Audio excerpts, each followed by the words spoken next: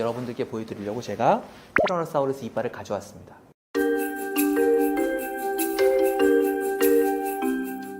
네, 저는 지금 그레디언트라는 회사에서 과학 영상 플랫폼을 만드는 일을 하고 있는데요. 사실 원래 전공은 고생물학, 그러니까 화석을 연구한 사람인데요. 제 전 직장은 노원구에 있는 노원천문우주과학관이었습니다. 거기에서 관장을 한 2년 정도 했고요. 그 전에는 한 18년 정도 서대문 자연사박물관이라는 곳에서 박물관을 만들고 운영을 하면서 지질 분야의 학예사 역할을 해왔습니다. 공룡을 아이들이 매우 좋아하니까 지금껏 아이들이나 성인들을 위한 공룡이나 화석에 관련된 강연들을 많이 해왔고요. 자연사박물관이나 과학관에서 과학자 혹은 과학 지식과 시민들을 연결해주는 그런 과학 커뮤니케이터 역할을 해오는 것으로 경력을 대부분 쓰고 있었고요. 그 덕분에 사람들에게 과학을 쉽게 전달하고 그걸 이해할 수 있게 해주는 일이 아주 중요하다는 그런 사명감을 갖고 일을 하고 있습니다. 사실 과학자들이 먼저 스포일링을 하자면 공룡은 사라지지 않았다라고 이제는 얘기하고 있습니다. 여러분들 혹시 시조새라는 화석 들어보셨죠, 많이? 그게 보통은 공룡과 새의 중간고리 역할을 한다고 얘기를 많이 하는데 사실 시조새도 공룡이고요. 그 시절에도 새는 있었어요. 그리고 지금 우리는 새가 공룡의 후손이 아니라 새가 살아남은 공룡이라고 말을 하고 있어요. 그러니까 엄밀히 말하면 공룡은 멸종하지 않았다고 할 수 있겠지만 이제 나누자면 비조류형 공룡, 새가 아닌 공룡들이 멸종한 것은 사실이니까 그 멸종한 이유에 대해서는 많은 가설이 있는데요. 여러분들도 뭐 많이 들어보셨을 운석충돌설 같은 것도 있을 테고 대규모의 화산 폭발이 일어났다거나 아니면 뭐 빙하기가 와서 제가 제일 재미있어하는 이론은 공룡들이 방구를 많이 뀌어서 그게 온실가스가 됐다라는 얘기도 있어요. 뭐 사실 유튜브에서 검색해 보시면 EBS에서 만든 공룡이 멸종한 101가지 이유란 그런 영상이 나올 정도로 공룡 멸종에 대해서는 굉장히 많은 가설들이 있습니다. 사실 뭐 그렇게 많다는 얘기는 아직 아무도 모른다는 뜻이죠. 그런 의미에서 지금도 많은 과학자들이 공룡 멸종의 원인에 대해서 알아보고 있는데요. 공룡이라는 게 굉장히 신비한 동물이고 관심이 많이 갖긴 하지만 그렇다고 그렇게 100가지 넘는 가설을 내는 이유는 사실은 공룡 때문이 아니라 우리 때문이에요. 공룡이 멸종했다라는 시대, 백악기 말이라는 시대에 대멸종이 일어났는데 그때 아주 많은 생물들이 멸종을 했죠. 그 중에서도 그 당시 최상위에 있던 생물인 공룡은 모두 멸종했단 말이에요. 지금 사실 우리 많은 사람들이 인류세란 얘기도 하고 있고 6번째 대멸종이라는 표현도 하고 있잖아요. 그러니까 지금도 많은 생물들이 예전과 비해서 너무 빠른 속도로 멸종하고 있는데 만약 이번이 6번째 대멸종이라면 지금 지구를 지배하고 있는 인간도 멸종할 거라는 생각을 하고 있는 거죠. 그래서 그렇다면 그 당시에 공룡은 왜 멸종했는지에 대한 이유를 알아보고 우리도 그거에 대해서 대비할 수 있지 않을까라는 생각에 공룡 멸종에 대한 원인들을 알아보고 있는 거고요. 가설이 되게 많았지만 그걸 하나로 통틀어 말하자면 갑작스러운 환경의 변화에 적응하지 못했다는 거예요. 멸종이라는 게 결국 그런 의미니까 어떤 형태로건 내가 지금 잘 살고 있는 환경에서 갑자기 환경이 바뀌어버렸을 때 그걸 적응하지 못해서 멸종한다. 그러지 않고 버티면 그대로 존속할 수 있는 거고 살아남아서 계속 변화하는 걸 진화라고 말할 수 있을 테니까 공룡의 멸종이라는 건 대비를 하지 못해서다 라고 말씀드릴 수 있을 것 같아요. 우리나라는 공룡 뼈가 많이 나오진 않았고 알들은 여러 군데서 나오고 있는 정도고 발자국은 세계에서 가장 많은 나라 중에 하나예요.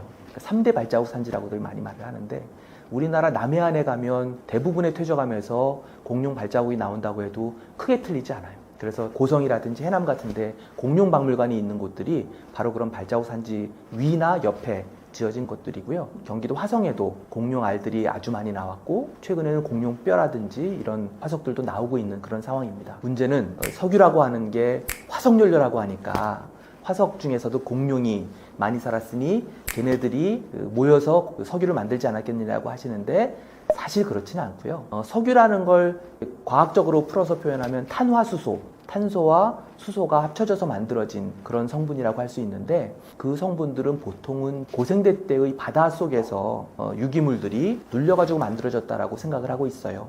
근데 그렇게 해서 만들어진 석유라든지 뭐 가스 같은 것들이 잘 모여 있을 수 있는 그런 공간에 모여 있다가 이제 우리가 구멍을 뚫고 어딘지 잘 찾아서 뽑아내는 그런 것들이라고 할 수 있는데요. 사실 주신 질문이 공룡이 많은 한반도에 왜 석유가 없냐고 하셨지만 사실 우리나라는 얼마 전까지 산유국이었어요. 2021년까지는 석유라고 부를 수 있는 가스가 나왔어요. 그것도 요즘 뉴스에서 종종 보실 수 있는 동해 쪽이 아니라 울산 쪽에 거기에서 계속 석유를 뽑아내었고 충분히 지금까지 잘 사용하고 있다가 얼마 전에 이제 더 이상 나오지 않아서 마무리를 했는데, 그래서 얼마 전까지 우리나라는 산유국이었습니다. 사실 그전에도 70년대에 석유가 나왔다라는 뉴스가 있었었죠. 실제로 나왔었는데 그 석유가 꺼내서 상업적으로 생산했을 때 적자가 아니라 흑자가 될 만큼의 석유가 나오지 않았기 때문에 사용하지 않은 거였으니까, 석유가 나온다라는 게 중요한 게 아니라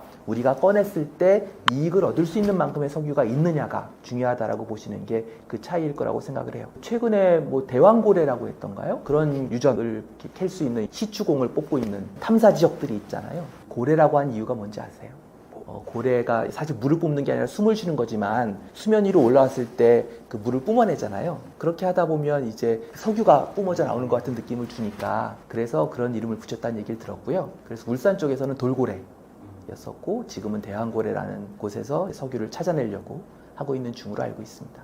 우선 공룡을 분류하자면 공룡은 용반류하고 조반류, 분류 그룹으로 보면 용반목과 조반목이라는 분류 그룹으로 나눕니다. 그 반자가 골반이에요. 그래서 용반류는 도마뱀의 그 골반 모습을 닮은 공룡을 말하고요.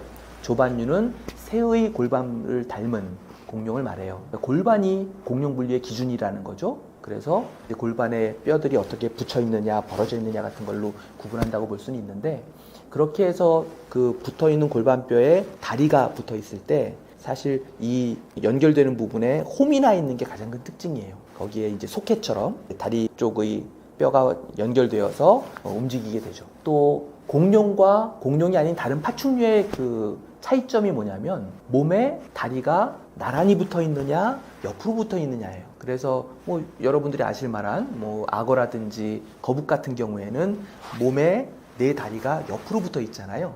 그래서 배를 끌고 움직이는 방식으로 이동을 하는데, 우리가 영화에서 본 공룡들은 사람처럼 걷거나 달릴 수 있는 게 몸에 나란히 다리뼈가 있는 특징이겠죠. 이게 일반적인 다른 파충류와 공룡의 가장 큰 차이라고 볼 수 있고, 그렇게 다리에 붙어 있는 이 소켓 부분이 지금의 모든 새에도 있는 거죠. 그래서 그게 가장 큰 공통점이라고 부를 수 있고, 그런 의미에서 새가 공룡에 들어간다 라고 볼 수 있어요. 쥐라기 공원이라는 영화가 나온 게 아마 1993년쯤으로 기억을 하고요. 제가 그거의 원작인 쥐라기 공원이라는 소설, 마이클 크라이튼이 쓴 2권짜리 소설을 읽었던 게 91년에서 92년으로 넘어가는 겨울로 기억을 해요. 그때 소설을 읽으면서 와, 정말 대단하다, 이러면 공룡을 살릴 수도 있겠구나라는 생각을 그때는 잠깐 했는데, 그게 제가 대학원에 딱 들어가던 4학년 마치고 석사과정 입학하던 때였었거든요. 그리고 고생물학 연구실에 들어가서 공부를 해보니까 그거는 불가능하다라는 생각을 하게 되었어요. 그러니까 우리가 그 영화에서 보면 공룡의 피를 빨았던 모기가 호박 화석에 갇혀 있는 곳에서 피를 뽑아서 DNA를 추출을 했단 말이죠. 근데 여러분들 혹시 CSI라든지 뭐 범죄 수사물 같은 거에 보면 범인이 누군가를 살해하고 사체가 있는데 시간이 오래돼서 부패되면 유전자 감식을 하는데 잘 안 되죠. 몇 년, 몇십 년 지난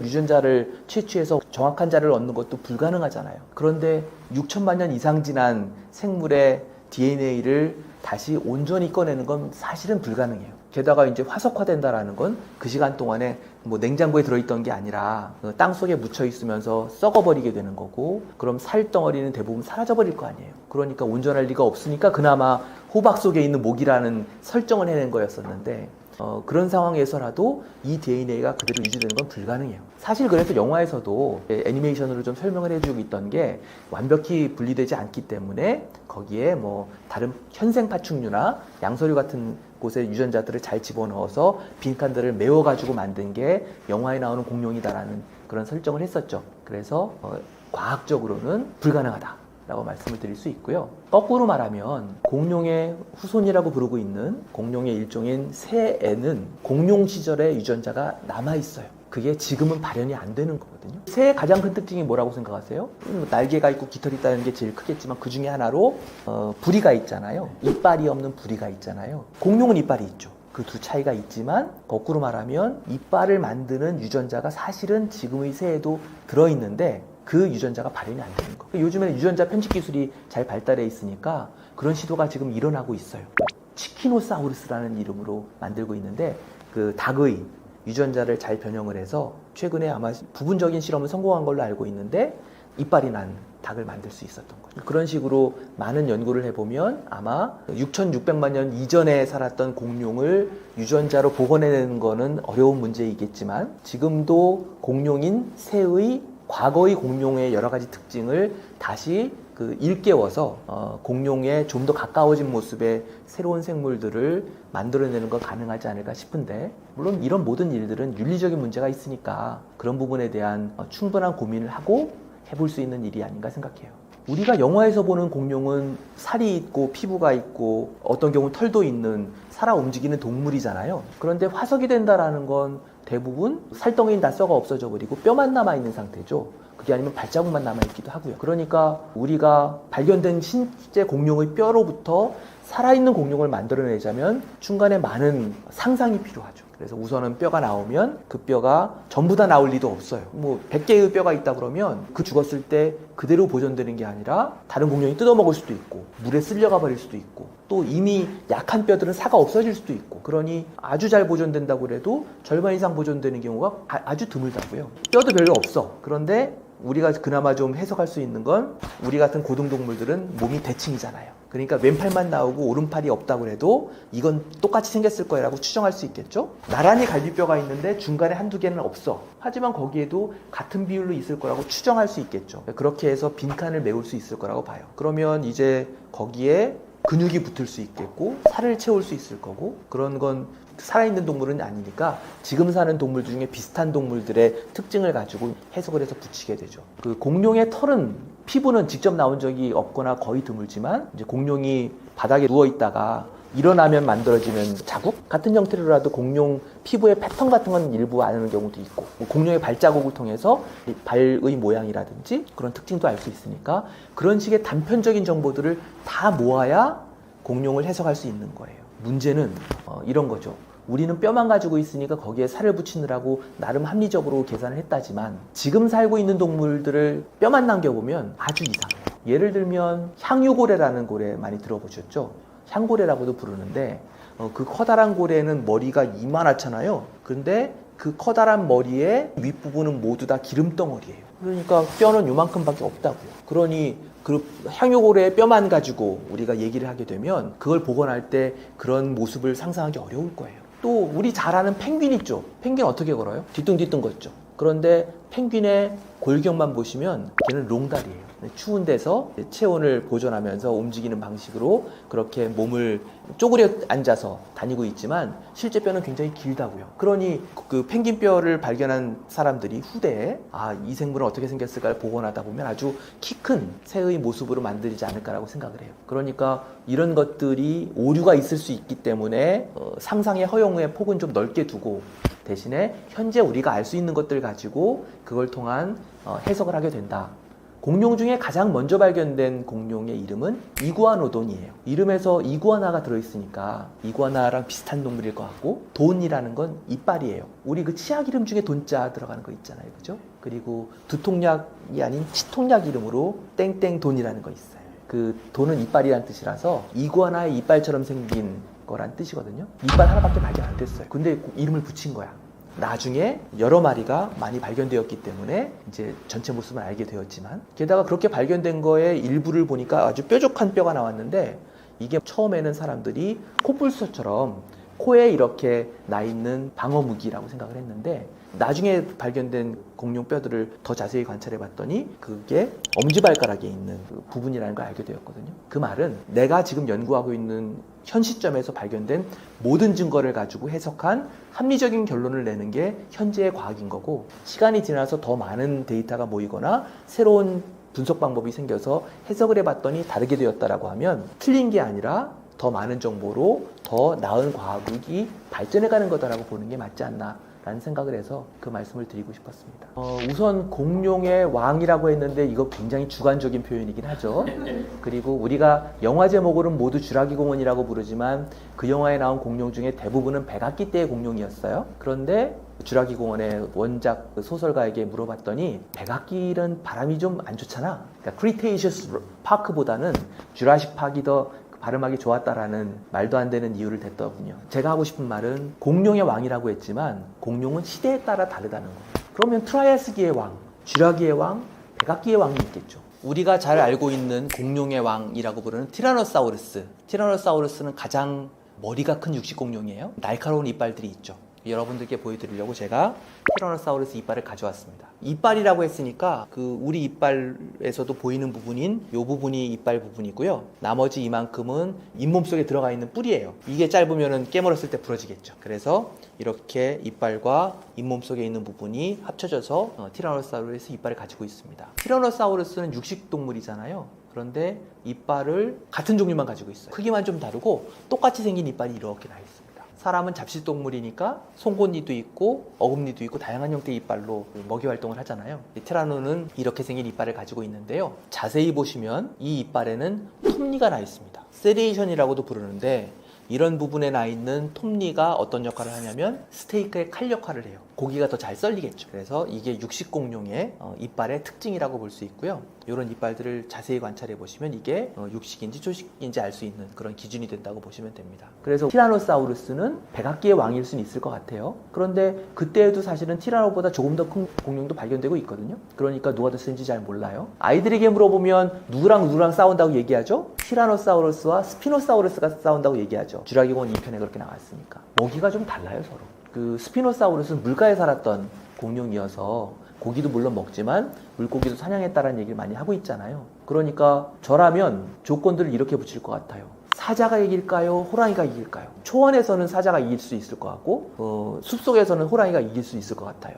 호랑이는 단독 사냥을 하니까 호랑이랑 사자랑 1대1로 싸우면 호랑이가 이길지도 모르지만 집단 사냥을 하는 사자 떼랑 호랑이가 싸우면 사자가 이길 수 있겠죠. 물론 둘이 만날 일은 없지만 제가 드리고 싶은 말씀은 그래서 물가에서 싸운다면 스피노가 이길지도 모르겠고 다른 곳에서는 티라노가 이길지도 모르겠다는 생각을 하게 되고요. 백악기가 아닌 쥐라기의 왕이었으면 알로사우루스일 수도 있을 거 아니에요. 그죠? 티라노사우루스가 북미에서 살았던 공룡이라면 우리나라에서 그나마 좀 더 가까운 몽골에서는 타르보사우루스라는 공룡이 티라노랑 비슷하게 생긴 약간 더 작은 공룡이거든요. 백악기에 살았던 공룡이니까 몽골의 공룡의 왕은 그러면 타르보사우루스겠죠. 둘이 만날 일은 없으니까 각자 자기 지역의 왕인 거라고 보시면 될 것 같고요. 또 사실 왕이라고 말했지만 크기로 본다면 못 낀 초식 공룡들이 훨씬 더 크잖아요. 그러니까 그런 의미에서의 왕이라면 뭐 어쩌면 그 세이스모사우루스가 왕일 수도 있고 디플로도커스가 왕일 수도 있겠죠? 모르겠어요. 육식공룡이기 때문에 그런 표현을 하는 거라면 현재 살고 있는 동물 중에 왕은 사자일까요? 코끼리일까요? 그건 생각하기 나름이라고 보고요.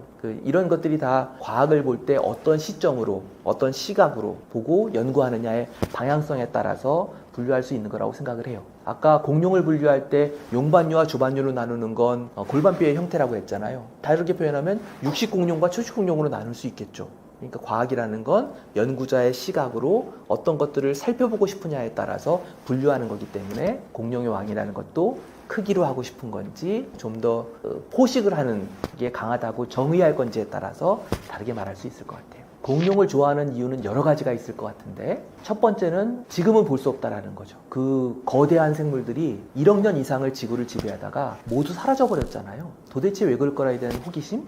지금은 모두 사라진 생물이다. 게다가 공룡이란 말이 사실 디노사우루스, 무서운 도마뱀, 한자로도 공포의 파충류라고 부를 수 있으니까 아주 커다란 생물이라고 보고 있죠. 물론 작은 공룡도 있지만 아무튼 아주 커다란 생물이 살았다는 거에 대한 신비감도 물론 있을 거예요. 그리고 또 하나는 아이돌 그룹이랑 비슷한 것 같아요. 다양한 캐릭터들이 있잖아요. 육식, 초식, 못 낀 애, 날아다니는 애, 뭐 익룡은 공룡의 사촌이라지만 아무튼 같은 때 살았던 아주 신비한 동물들이 다양하게 있으니까 그 중에 하나는 나한테 와닿을 것 같아. 그러니까 아이돌 그룹에서도 모든 멤버를 좋아하는 게 아니라 어떤 친구를 더 좋아하는 경우들이 있으니까 각각의 캐릭터에 따라서 선호도가 더 있다면 그런 의미에서 수백 종, 뭐 1000종 이상이라고 볼 수 있는 다양한 공룡들 중에 하나면 내가 마음이 가는 공룡이 있지 않을까 생각을 하고 그래서 포켓몬스터처럼 다양한 캐릭터들이 있으니까 그 중에 내가 좋아하는 것들이 하나쯤은 있지 않을까라고 생각을 해요. 그렇지 않을 거라고 생각을 해요. 공룡이 멸종했기 때문에 그 빈자리를 차지한 동물들이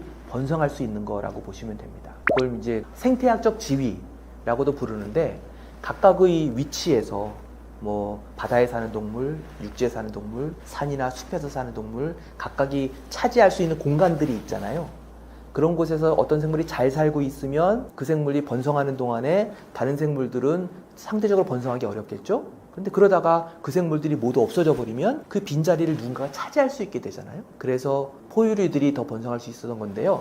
우리가 잘 모르고 있는 사실이 포유류는 파충류가 멸종하고 나서 진화한 게 아니라 시작한 건 같은 시기에 시작을 했어요. 그런데 중생대의 초기부터 살았던 포유류들은 작은 쥐만한 생물들이 대부분이었다고요. 그러니까 힘을 못 펴고 근근히 살아가다가 지배 파충류인 공룡이 다 멸종하고 나니까 그 빈자리를 차지하면서 몸집을 키울 수 있었던 거죠. 그러니까 공룡이 멸종하지 않았다면 지금도 인간이 이만한 크기로 진화하는 것보다는 아마도 더 작은 형태의 또 다른 종으로 포유류들이 번성하고 있었지 않을까라고 생각합니다. 지구 나이는 한 46억 년 정도 된다고 말을 하죠. 그 중에 그 가장 큰 분류는 이연이라고 해요. 이연은 은생이연과 현생이연으로 나뉩니다. 은생이라는 건 생물이 숨어 있어서 잘 안 보이는 시대예요. 있긴 있는데 잘 안 보여요. 왜냐하면 너무 작다든가 말랑말랑한 애밖에 없으니까. 그래서 그 시기가 46억 년 전부터 5억 7천만 년 전까지예요. 그때까지가 고생대 이전입니다. 그리고 고생대를 포함하는 고생대, 중생대, 신생대로 나뉘죠. 이거는 오래돼서 고생대, 새거다 신생대, 가운데 꼈다 중생대예요. 고생대의 시작은 캄브리아기입니다. 그래서 그 아까 말한 은생이연을 편하게 부를 때에는 캄브리아기 이전이라고 해서 프리캄브리안이라고도 불러요. 선캄브리아기라고 우리말로도 쓰고요. 그래서 그 고생대 시작인 캄브리아기 이전을 은생이연, 그 이유를 현생이연이라고 나눈다. 고생대, 중생대, 신생대. 고생대는 캄브리아기, 오르도비스기 해서 페름기까지 이렇게 기로 나뉩니다. 또 나누면 세로도 나눌 수 있고 한데요. 아무튼 이렇게 그 분류를 하는 걸 지질시대라고 하고요. 이 분류 자체가 화석으로 하는 분류입니다. 46억 년 전, 5억 7천만 년 전 하는 것들은 암석의 연대 측정을 통해서 알아낸 숫자이지만 고생대가 시작하는 거의 기준은 숫자가 아니라 삼엽충이 나타나는 시기입니다. 화석이 잘 안 보이다가 삼엽충이라는 껍질을 갖는 눈에 잘 띄는 화석이 나타나기 시작한 시기부터를 고생대라고 부른 거예요. 그러다가 고생대가 쫙 진행하다가 삼엽충이 모두 사라지는 시기를 중생대라고 부르는 거예요. 이제 공룡이 나오기 시작했잖아요. 공룡이 잘 살다가 모두 멸종한 게 중생대가 끝나고 신생대가 시작하는 거예요. 그리고 그 지층에서, 그 앞뒤 지층에서 연대 측정 가능한 암석들에 대한 측정을 해보니까 그게 5억 7천만 년 전, 아니면 그 2억 2,500만 년 전, 6,500만 년 전 이런 식의 숫자들을 알 수 있게 된 거죠. 그래서 앞에 말씀드린 화석의 출현과 멸종을 통해서 아는 걸 상대 연령이라고 부르고요. 그리고 암석 분석을 통해서 만들어지는 숫자들을 절대 연령이라고 불러서 그 두 개를 같이 활용하는 게 우리가 보는 지질 시대표라고 부를 수 있습니다. 그 캄브리아기란 이름은 어디서 왔을까요? 영국에 있는 동네 이름이에요. 그 동네 부족 이름이기도 하죠. 데본이라는 것도 그 동네 이름이에요. 데본셔라는 영국 지명. 왜 영국을 자꾸 얘기하냐면 상대적으로 지질학이 출발했던 게 유럽의 돈 많은 사람들이 바닷가를 거닐다가 심심하니까 호기심 어린 곳들로 관찰하다가 생긴 학문이라고 볼 수도 있는데, 그런 의미에서 이제 소위 그 유럽의 과학이 출발하던 시기에 붙은 이름들이라 그것도 많고요. 또 고생대에 있는 지명 중에라면 페름기, 또 이제 유럽의 러시아 쪽에 가까이의 지명이라고 할 수 있죠. 석탄기 들어보셨죠? 동네 이름일 리는 없죠? 이거는 석탄이 많이 나오는 시기라서 그렇게 불렀어요. 석탄기에는 왜 석탄이 생겼을까? 나무가 출현한 다음에 그 나무를 먹는 박테리아, 즉 나무가 썩어야 되잖아, 죽은 다음에. 그래야 없어지니까요. 그런데 박테리아가 그때 석탄기까지는 아직 없었어요. 그럼 나무가 죽으면 어떻게 돼? 그냥 그대로 있는 거예요. 잘 보존된 거야. 썩어 없어지지 않고. 그게 눌려서 석탄이 된 거예요. 그 뒤에 그 나무를 먹는 박테리아들이 생긴 이후에는 다 이제 부패를 시켜서 없어져 버리니까 그 이후에도 드물게 석탄이 나오긴 하지만 석탄기에 나오는 것처럼의 풍부한 석탄이 남아있진 않기 때문에 그렇게 이름을 붙였다라고 보시면 됩니다. 많이들 타임머신을 타고 만화 같은 데서 표현을 하죠. 캄브리아기의 지구에 우리가 떨어졌다면 우선은 매우 황량한 곳일 것 같긴 해요. 그리고 우리가 육지에 있다면 어떤 생물도 볼 수 없어요. 캄브리아기에는 바다에만 생물들이 살았습니다. 왜 바다에만 살았느냐? 육지는 생물이 살 수 없는 곳이기 때문인데요. 그 이유는 오존층 때문이었어요. 오존층이 없을 때에는 생물이 육지에서는 살 수 없죠. 자외선 맞으면 우리 그 피부 안 걸리고 막 그러잖아요. 생물에겐 유해한 자외선이니까. 그래서 오죽하면 우리가 컵소독기에 자외선 등을 넣잖아요. 세균이 죽죠. 자, 그런 의미에서 오존층이라는 건 되게 중요한데요. 이 얘기를 하자면 우리는 남조류라고도 부르는 시아노박테리아에 대해서 알아야 돼요. 그 시아노박테리아라는 거를 검색해보면 우리가 이미지로 많이 볼 수 있는 건 어항의 이끼입니다. 그러니까 물때라고 부르는 거 있죠. 실제 이끼는 아니고요. 그건 박테리아들이 뭉쳐있는 거예요. 근데 이 시아노박테리아는 지구에 가장 먼저 출현했던 광합성을 하는 생물 중에 하나였어요. 이 시아노박테리아가 만들어지고 얘네들이 산소를 만들어내는 광합성 작용을 하기 전까지는 지구에는 산소가 있긴 있었는데 돌에만 있었어요. 물속에도 없고 공기 중에도 거의 없었죠. 그러니까 그 당시에 있는 생물들은 산소를 이용하는 생물들이 아니라 다른 성분들을 이용해서 살던 소위 혐기성 생물이라고 부르는 생물들이 살았던 거예요. 자, 그런데 얘네들이 산소를 자꾸 만들다 보니까 어떤 일이 일어났느냐, 원시 바닷속에 있던 철들을 모두 산화시켜요. 바닷물 속에 녹아있던 철들을 산소가 결합해서 녹이 쓰는 거죠. 그래서 그게 가라앉아가지고 만들어지는 게 철광석이에요. 우리가 그걸 잘 쓰고 있고요. 그래서 이제 바닷물 속에 더 이상 철이 없으니까 산화시킬 게 없어. 그러니까 바닷물 속에 산소가 자꾸 쌓이기 시작해요. 자, 그런데 이 산소라는 건 생물들에게는 유해한 원소죠. 산화되면 안 되잖아요. 불탄다는 뜻이기도 하고. 그러니 활성산소가 많으면 노화가 오고 그러잖아요. 그죠? 그러니까 바닷물 속에 있던 산소가 그 당시에 원시 생물들이랑 만나니까 자꾸 죽어요. 죽기 싫으면 어떻게 해야 될까요? 내 몸을 보호해야 되겠지. 껍질이 생겼어요. 그게 삼엽충인 거야. 그래서 그 당시에 생물들이 살아남기 위한 전략으로 그런 단단한 껍질을 만드는 일들이 많이 생겼고요. 그런 다음에 살다 보니 내가 먹은 음식물을 소화시켜서 에너지를 얻는 대사활동을 하는 데 쓰이는 것들로 산소가 쓸만한 거죠. 그러니 보호는 했지만 내가 그걸 이용해서 에너지를 얻는 데는 아주 좋은 거야. 연비가 제일 좋아요. 다른 황이라든지 인이라든지 이런 다른 것들로도 소화를 시켜왔지만 걔네들보다 훨씬 더 유리하니까 얘네들을 이용해서 에너지를 얻기 시작한 거죠. 이렇게 변화한 환경에 적응하면서 각자 먹고 살 길들을 찾아가며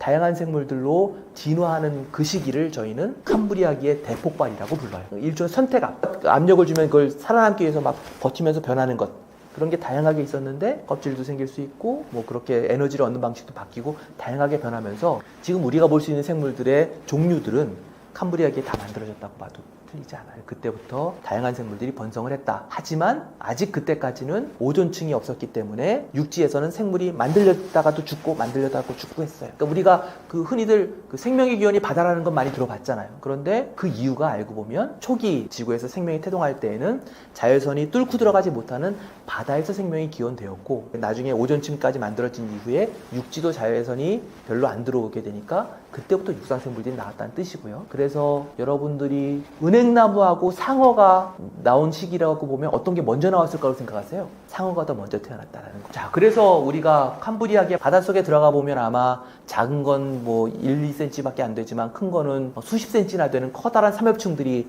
해저를 막 드글드글 돌아다니고 있었을 거예요. 그리고 그런 삼엽충을 잡아먹던 생물이 있었으니 이름이 아노말로 카리스라고 부르는, 아노말로라는 게 이상하다는 뜻이고요. 카리스가 새우란 뜻이어서 새우 비슷해 보이지만 되게 이상하게 생긴 삼엽충을 잡아먹던 생물들이 그 당시에 살고 있었고, 또 완족류라고 부르는 조개 비슷하게 생긴 애들이 살았어요. 완족이라는 거는 완자는 완장할 때 완이에요. 팔완자. 그런데 그 다리 모양이 어떻게 돼 있냐면 조개는 양쪽이 대칭으로 생긴 껍질을 갖잖아요. 근데 완족류는 이쪽이 이쪽을 덮었어요. 한쪽이 더 큰 껍질을 가지고 있는 생물이라서 조개랑 비슷해 보이지만 분류는 다르게 하는 그런 생물인데, 이런 것들이 살고 있었고 이런 정도 바닷속의 모습이니까 웬만하면 들어가고 싶진 않은 곳이었을 것 같아요. 오르도비스기를 포함한 지금까지의 지구에는 5번의 대멸종이 있었는데요. 우리가 그나마 잘 알고 있는 마지막 5번째 대멸종은 아마도 운석 충돌이 가장 유력한 가설이라고 하는데, 그거 말고도 전 지구적으로 뭔가 아주 큰 변화를 일으켜야 대멸종이 일어나지 않겠어요? 오르도비스기의 대멸종은 아마도 빙하기가 찾아오고 그 이후에 또 온도 변화가 갑자기 생겨서라고 볼 수는 있는데, 그거 말고도 이제 화산 폭발 같은 것들도 큰 원인으로 보고는 있어요. 근데 화산이 폭발하면 어떤 일이 생기냐면, 잠깐은 뜨거워지겠지만 사실은 거기서 만들어진 화산재들이 하늘로 올라가면 그게 뭐 수킬로 이상 올라가서 대기권을 다 가리게 되면서 햇빛을 차단하기 때문에 온도가 갑자기 떨어지는 그런 일들이 생길 수 있거든요. 그런데 화산에서 나오는 가스들 중에는 이산화탄소라든지 그런 온실가스도 많이 나온단 말이에요. 그러면 단기적으로는 갑자기 추워져서 온도가 확 떨어질 수도 있고, 중장기적으로는 그렇게 해서 발생한 이산화탄소를 포함한 온실가스들이 계속 지구의 온도를 높여서 다시 또 올라갈 수도 있고 해요. 그런 식의 변화가 갑자기 생기면 그거에 적응하지 못한 생물들이 죽게 되는 거죠. 게다가 바닷속에서라면 그런 가스들이 반응을 해서 바닷물을 산성화시키게 된단 말이에요. 그러면 그거에 적응하지 못한 생물들이 죽을 수 있을 거고, 조개 껍질을 생각해 보시면 그 조개 껍질은 방해석이라는 광물로 돼 있어요. 그 방해석이 모여 있으면 석회암이라고 부르고, 석회암이 지하수에 녹으면은 석회 동굴이 생기잖아요. 그러니까 그 석회 동굴을 만드는 건 지하수 바닷수가 산성화되면서 생기는 일이에요. 뿌리 쪽에서 반응한 결과로 물이 산성화되면 그게 석회암을 녹이죠. 마찬가지로 고생대 산성화된 바닷속에 살던 조개들은 자기 껍질을 잃고 죽게 돼버렸을 거예요. 그런 식의 환경 변화들이 연쇄 반응을 일으키고 걔네들이 먹던 애들이 살 수 없게 되고 그런 식의 환경 변화에 적응 못한 생물들이 멸종하는 게 바로 그 시대의 대멸종이라고 할 수 있을 것 같습니다. 도미노 현상이라고 보실 수 있죠. 그런데 그게 특정 지역에서만 일어난 현상인 거면 거기에서만 멸종하고 말았을 테지만 그렇게 대규모의 화산 폭발로 인한 전지구적인 환경 변화들 같은 게 일어나면 그때 대멸종이 일어난다고 보시면 될 것 같아요. 그걸 지금 촉발시키고 있는 게 인간이라고들 생각하기 때문에 지금을 6번째 대멸종의 시기라고도 부르고 있고 또 인간이 하고 있는 역할들 중에 지금 기후 위기라고 부르고 있는 그런 식의 지구의 온도를 자연에서 일어난 지금까지의 지질 시대 동안에 있었던 것보다 훨씬 빠른 속도로 올리고 있고 그 결과 일반적인 자연에서의 생물들의 멸종 속도보다 훨씬 더 빠른 속도로 현생 생물들이 멸종하고 있는 상황을 지금 우리가 일으키고 있기 때문에 지금을 6번째 대멸종 시기 그리고 인간에 의한 시기이기 때문에 인류세라고도 부르고 있는 거죠. 네, 그렇습니다. 아이들도 잘 알고 있는 석탄기의 대표적인 곤충 중에 왕잠자리, 메가네우라라고 부르는 메가라는 게 크다는 뜻이잖아요. 그래서 커다란 잠자리는 날개를 핀 길이가 한 80cm까지도 되었다고 해요. 그러니까 그런 커다란 생물이 날 수 있으려면 효율이 되게 좋아야겠죠. 그러려면 이제 에너지를 얻으려면 그 호흡을 잘해야 될 텐데 커질수록 효율이 떨어질 수 있겠지만 거꾸로 산소 농도가 지금은 21%쯤 되는데 그때는 30%나 됐다는 거예요. 그러니까 숨을 조금만 쉬어도 산소가 많이 들어오잖아요. 그걸로 에너지를 얻을 수 있었던 거죠.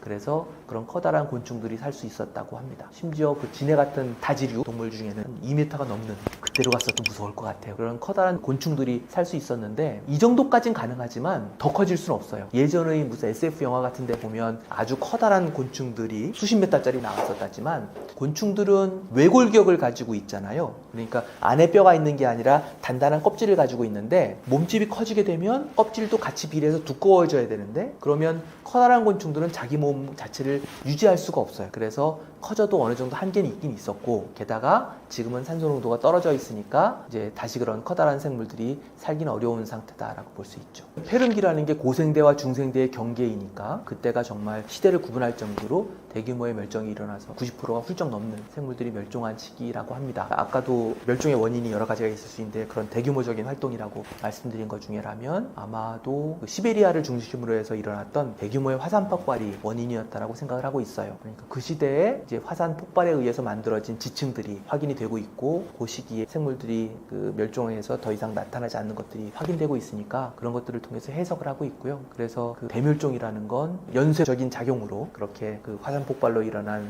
화산재, 온실가스 등등이 다 서로 영향을 주면서 이제 환경들을 아주 급격하게 바꿨다. 급격한 속도가 며칠만이 아니고요. 수십만 년 단위예요. 싹 다 멸종하는 게 그냥 하루 만에 없어지는 건 아니고요. 그런 영향으로의 환경 변화가 일어날 만큼의 전지구적인 활동이 수십만 년 동안 일어나니까 그 영향이 쌓이고 쌓여서 임계점을 넘으면 그 변화에 적응하지 못하는 생물들이 멸종하는 거라고 봐야지 이게 그냥 내 눈앞에 보이는 상황에서 막 바뀌기라는 걸 오해하시면 안 되고요. 특히 그래서 이제 포켓몬 때문에 이제 고생물학자들이 고생하는 게 진화라는 게 그렇게 내가 있는 상태에서 짠 하고 바뀌는 거라고 오해해버리거든요. 그런 변신을 하는 게 진화가 아니고 세대를 거쳐가면서 바뀌는 거다라는 걸 알아주시면 좋겠고 뭐 백악기 말도 마찬가지고요. 그런 대멸종이라는 게 순식간에 하루아침에 사라지는 게 아니라 그 안에도 지질학적으로는 짧은 시간이지만 어느 정도의 시간은 걸린다라는 걸 아시면 좋을 것 같아요. 지금까지 살았던 생물들은 대부분 자기가 처한 환경에 자신을 맞춤으로써 진화하는 생물이라고 한다면 인간은 자기에 맞춰서 주변 환경을 바꾸는 생물이라는 면이 지금까지의 그 지질학적 시간의 생물들과의 가장 큰 차이라고 생각을 해요. 그 말은 그냥 그 환경에 적응해 사는 게 아니라 환경을 바꿨기 때문에 그 바꾸는 과정에서 그걸 적응 못하는 다른 생물들이 멸종하는 그런 일을 벌이는 게 인간이 아닌가라고 생각을 합니다. 그래서 그 제가 생태학적 지위 그걸 말씀드렸는데 그 지위가 모두 다 이제 빈 땅이 된 거예요. 요즘 블루오션이라는 말 많이 쓰니까 그런 의미에서는 다 새로운 터전이 생긴 거지. 거기에 나를 잡아먹으려는 포식자가 대부분 없어져 버린 거예요. 살아남았어. 뭐 예를 들면 그렇게 막 환경이 변했는데 깊은 바다에 사는 동물이라서 큰 영향을 안 받았을 수도 있어. 아니면 겉에가 아니라 땅 속에 사는 동물이었기 때문에 이제 살아남을 수도 있잖아요. 대부분 그런 종류는 작은 생물들이 많을 텐데요. 그런 애들이 살아남았다가 이제 나를 잡아먹을 애도 없고 경쟁할 필요도 없고 그러니까 이제 거기에 적응해서 살아남을 수 있었지 않을까라는 있다는 생각을 해요. 그러려면 환경에 적응할 수 있는 형태로 존재했을 상황이었어야 될 거고, 아마도 가급적이면 좀 작은 생물들이 유리했지 않았을까 싶고, 어쨌든 살아남아서 이제 유리한 환경을 차지한 생물들은 번성할 기회를 갖게 되니까 그때부터는 더 다양한 형태로 바뀌고 큰 사이즈로 이제 더 커질 수 있는 방향으로의 진화를 하지 않았을까라고 생각을 합니다. 기간토피테쿠스라는 화석이 나왔다라는 거 가지고 이야기를 많이 해요. 기가도 크잖아요. 메가도 크지만. 그러니까 커다란 유인원인데, 사실 아쉬운 건 그 화석은 발견되었어요. 그러니까 6번째 대멸종이자 인류세를 통해서 많은 생물들도 멸종하고 인간도 아주 많이 줄어들 거라고 생각을 합니다.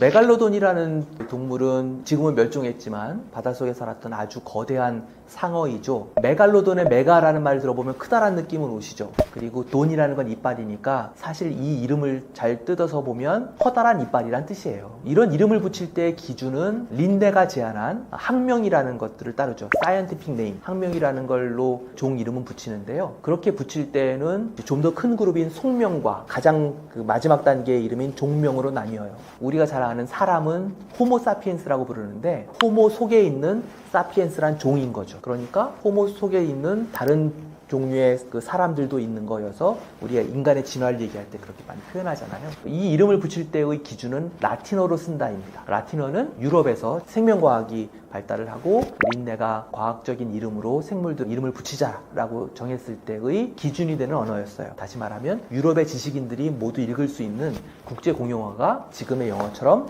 그 당시에는 라틴어였던 거죠. 그래서 이런 이름의 라틴어 뜻을 잘 알면 어떤 특징인지 대부분 알 수 있는 경우가 있고요. 그런 면에서 메갈로돈은 왕 이빨이긴 한데 이빨만 남았어요. 왜냐하면 상어는 연골어류로 분류되잖아요. 생선가시 같은 단단한 뼈가 있는 걸 경골어류라고 한다면, 이제 연골어류는 물렁뼈밖에 없으니까 그 뼈들은 화석이 되지 않고 다 없어져 버리겠죠. 그래서 단단한 상아질로 되어 있는 이빨만 남기 때문에 그 거대 상어는 이빨 화석만 남기고 있는데, 그 이빨이 손바닥만한 거죠. 사람 이빨이랑 비교해보면 얼마나 크겠어요. 그런 이빨들이 주르륵 붙어있는 입을 그려보니까 어마어마하게 큰 상어가 나온 거라서 이제 고대의 괴수다 라고 부르기도 하는 게 메갈로돈입니다. 비슷한 시기에 살았던 동물들 중에 리비아탄이라는 꽤 무시무시한 이름 같긴 한데요. 이거는 일종의 고래입니다. 향고래랑 비슷한 종류라고 봐도 되고, 이건 이제 이빨고래에 해당됩니다. 고래는 이빨고래와 수염고래로 나뉘어요. 그래서 훨씬 더 큰 고래들, 흰긴 수염고래 이런 것들은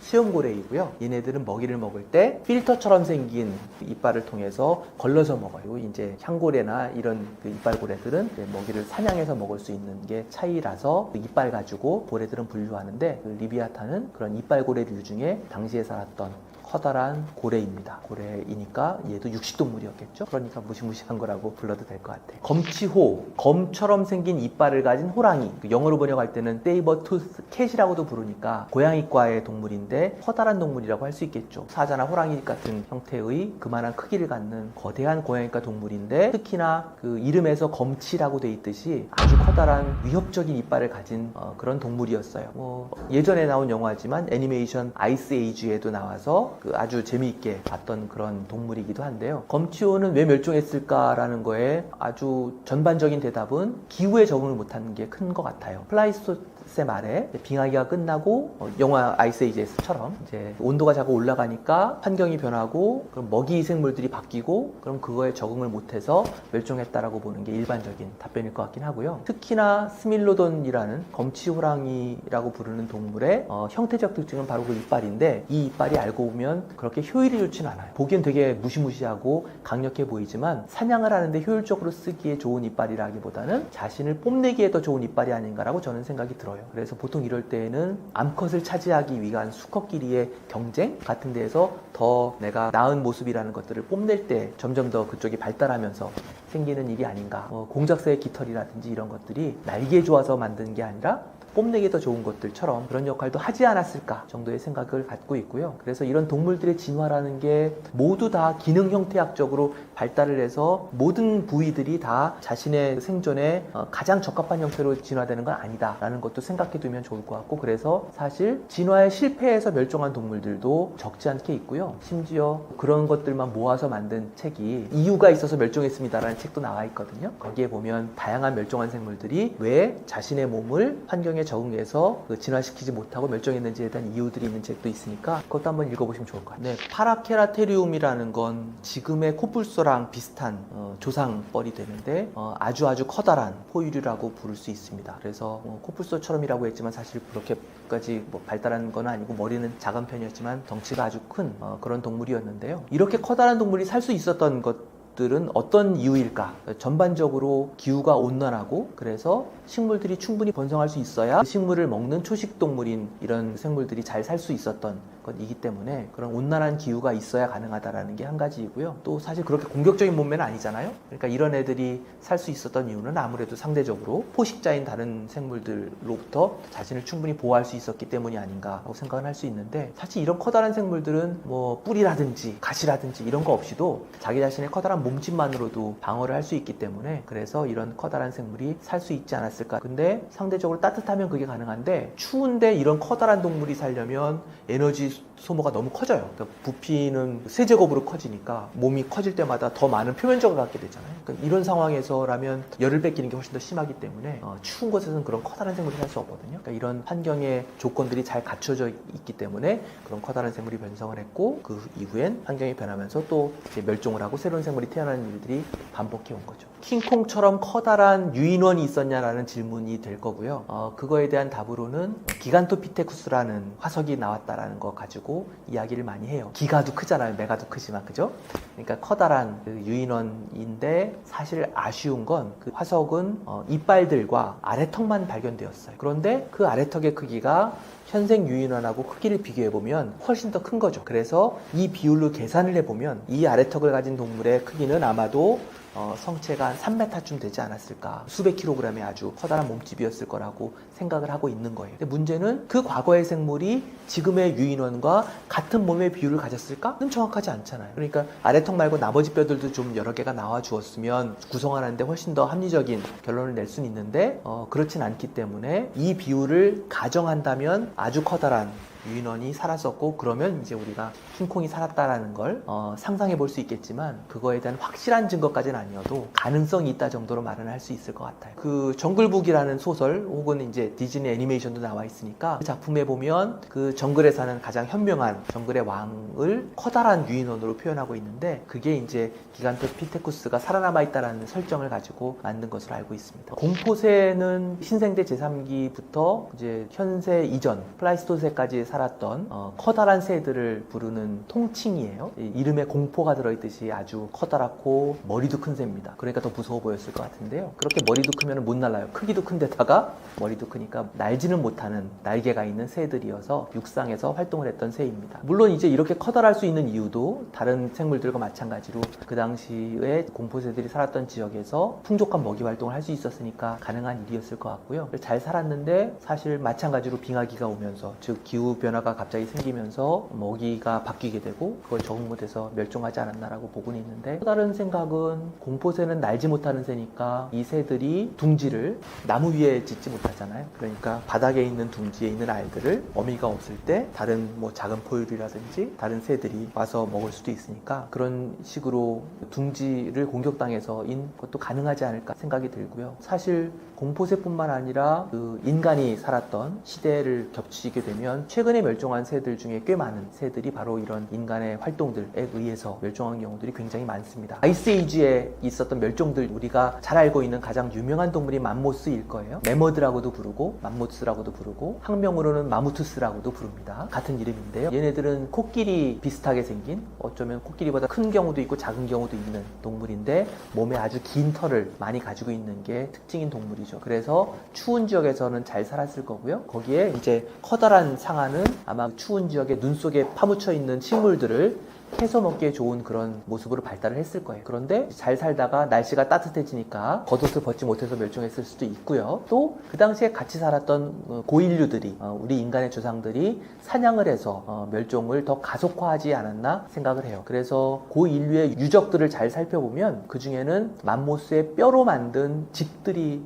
발견이 됩니다. 우리나라에서라면 전곡에 있는 선사박물관에 가보시면 거기에 재현을 한 맘모스 뼈로 만든 집을 보실 수 있는데요. 그런 정도 정도의 집을 하나 지으려면 수십 마리의 맘모스 뼈들을 모아야 가능할 정도였기 때문에, 그러면 얼마나 많은 맘모스를 사냥했는지를 알 수 있기 때문에요. 어떻게 보면 그런 최근에 있었던 꽤 많은 멸종들은 이미 인류세가 오기 전부터 인간의 활동으로 이제 환경이 갑자기 변해서 서식지가 없어져 버릴 수도 있고, 또 너무 맛이 있거나 잡기가 쉽기 때문에 인간이 너무 많이 사냥을 해서 멸종한 동물들도 꽤 많이 있습니다. 어떻게 보면 전 지구의 모든 대륙에 살고 있는 거의 유일한 동물이 인간 아닌가 싶어요. 보통 어떤 생물들은 자기가 사는 환경에 적응해서 잘 살아야 되는 거고, 환경이 바뀌면 다른 종이 살게 되잖아요. 그런데 인간은 모든 환경을 자기가 살기 좋게 바꿔버림으로써 자기의 서식처를 전 지구로 바꿔버린, 그래서 바뀌는 환경 때문에 다른 생물들이 살기 어려운 거 아닌가 싶어요. 사실은 저는 개인적으로 인류세라는 말 혹은 기후위기라는 말은 어느 정도는 경고성의 의미가 강하다고 생각을 합니다. 6번째 대멸종이 온다고 저는 사실 인간이 모두 멸종할 것 같지는 않아요. 다른 생물들이라면 환경이 바뀌니까 멸종하겠지만, 계속 말씀드린 것처럼 인간은 그런 기후위기가 와도 위기에 맞게 그 환경을 바꿈으로써 살아남을 것 같아요. 그런데 지금 살고 있는 70억 인구가 다 살지는 못할 것 같습니다. 지금도 사실은 바닷가에 있는 나라들은, 섬들은 땅을 잃어버리고 지금 이민을 가야 되는, 피난을 가야 되는 사람들이 생기잖아요. 그런 낮은 곳에 있는 사람들이 먼저 곤란하게 될 것이고, 그렇지 않은 곳에서도 돈이 많은 사람보단 적은 사람들이 훨씬 더 불편하거나 힘들거나 살지 못하게 될 것 같아요. 그러니까 6번째 대멸종이자 인류세를 통해서 많은 생물들도 멸종하고 인간도 아주 많이 줄어들 거라고 생각을 합니다. 그러니까 우리가 대멸종을 막자라는 건 인간이라는 종이 모두 멸종하는 거라는 얘기보다는 아주 많은 인간들이 사라져버리는 것을 대비하자라는 게 제 개인적인 생각입니다. 그래서 환경 변화를 받아들이는 것이 다른 생물들에겐 자연스러운 건데, 인간은 환경을 나이가 맞춰서 변화시킴으로써 전 지구적인 변화를 일으키고 있잖아요. 그 동네에서 그냥 나무를 없애버리고 집을 짓는 정도가 아니라 지구 전체의 기후를 바꿔버리는 상황이니까 이런 일들을 막아야 되는 게 중요한데요. 그런 말 있잖아요. 끓는 냄비에 물을 붓고 개구리를 넣은 다음에 서서히 끓이면 눈치를 못 챈단 말 하잖아요. 지금까지 우리가 1.5도씨 이하로 온도를 유지해야 된다고 표현하는 산업혁명 이전의 온도랑 비교해보고 좋고, 농업을 시작한 시기랑 비교해봐도 좋아요. 아무튼 지금 이렇게 기후위기에 있어서 몇 도 이상 막자라는 얘기를 하는 이유는 그전까지는 우리가 감지를 못하기 때문이에요. 그런데 요즘에 어때요? 매번 폭염이 오고 겨울에는 갑자기 너무 추워지고 예전보다 다르게 훨씬 더 많은 홍수가 오기도 하고 이렇잖아요. 이런 변화들이 바로 안정적이었던 지구의 기후가 깨져가면서 생기는 변화거든요. 지구 온난화라고 부를 때에는 온도가 올라가는 거라고만 생각했는데, 지금은 북극 한파가 내려오면서, 그것도 따뜻해진 이유이긴 하지만 북극에 있는 차가운 공기가 출렁이면서 내려와서 갑자기 추워지기도 하죠. 예측 못하는 시기가 돼버렸다. 그래서 이런 일들을 막는 게 인간을 위해서, 사실 더 크게는 지구에 사는 다른 생명체들과 공존하기 위해서 필요한 일들이라서 우리가 할 수 있는 작은 실천부터 정부에서의 정책, 국가 간의 모두의 약속을 지키는 일들이 필요한데, 아직까지는 실감을 못했을지 모르지만 이제는 우리도 조금씩 느끼고 있지 않나요? 그럼 더 늦기 전에 다시 지구를 균형 상태로 되돌리는 일들을 이제는 모두가 실천을 해야 되지 않을까 생각을 합니다.